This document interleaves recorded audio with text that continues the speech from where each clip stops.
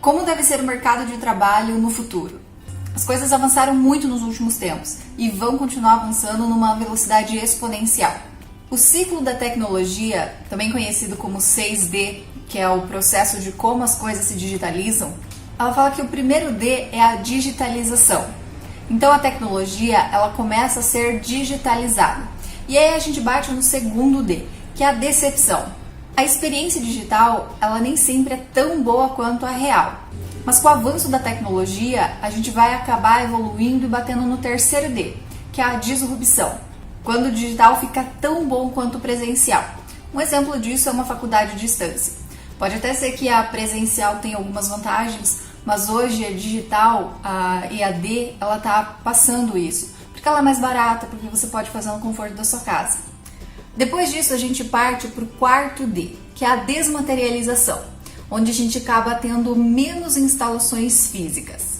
Então a gente vai ter menos consultórios, não vai existir mais banco físico, né? A loja física, não vai ter mais a livraria, a faculdade presencial, porque as pessoas acabam preferindo a experiência de comprar ou de consumir pela internet.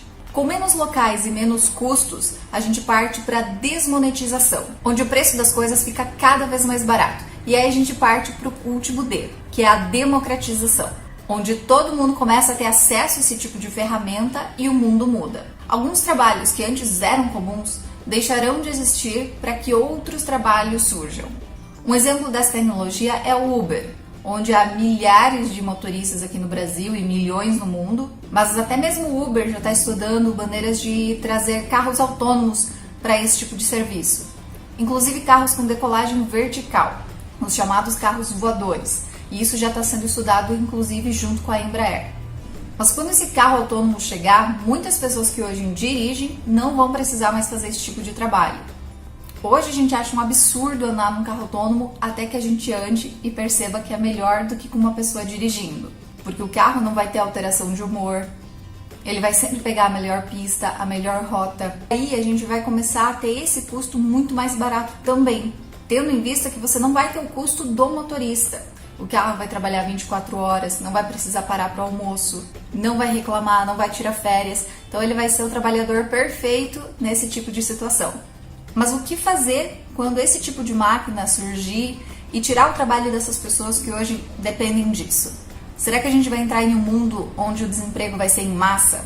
Essa é uma das grandes questões que pode acontecer no século XXI, só que esse não é um problema de hoje. Toda vez que a gente tem alguma revolução, alguma mudança, sempre é falado da questão de desemprego e de como isso pode afetar negativamente. Um exemplo disso é por volta de 1500, quando o escritor previu um desemprego grande quando as pessoas deixassem os campos para ir para a cidade. Esse movimento aconteceu e o desemprego não veio, porque outros foram criados, na verdade surgiu muito mais. Hoje, na nossa fase que a gente mais utiliza robôs e softwares, a gente percebe, até mesmo acompanhando os Estados Unidos, muitas vagas de empregos estão sumindo, mas todo mês está sendo criadas novas vagas. Então a questão é, vaga de emprego sempre vai continuar existindo. A diferença é que essas vagas serão diferentes das que a gente está acostumado hoje em dia. Uma estatística do Fórum Econômico Mundial falou que 65% das crianças que hoje estão na primeira série terão trabalhos que a gente nem faz ideia ainda não existem. Então a grande questão para ficar antenado com esse rolo compressor que vai passar em cima das pessoas no século XXI é que você não tem que pensar mais que o seu emprego, o que você faz hoje, vai durar para a vida toda, ou o que você estudou no colégio ou na faculdade é o suficiente para te manter informado do assunto. Então a gente tem que usar cada vez mais a capacidade que a gente tem, que nos distingue das máquinas, pelo menos até agora, que é a nossa capacidade de aprender e melhorar. E já é possível, já existe sim máquinas que conseguem realizar tarefas bem complexas melhor do que o homem. Mas ainda, pelo menos por enquanto, não criaram uma máquina capaz de fazer todas as atividades melhor que o homem.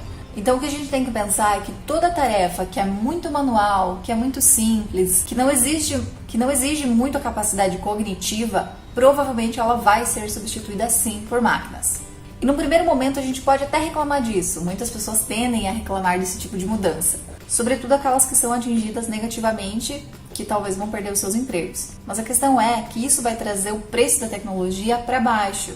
Então o transporte vai ficar mais barato. Então a gente pode falar que caminhoneiros, Ubers e taxistas vão reclamar quando chegar os carros autônomos, mas eles vão acabar reclamando para ninguém, porque depois que a gente conhecer o benefício que é de ter o carro autônomo e quão mais barato ele vai ficar, ninguém quer voltar atrás depois.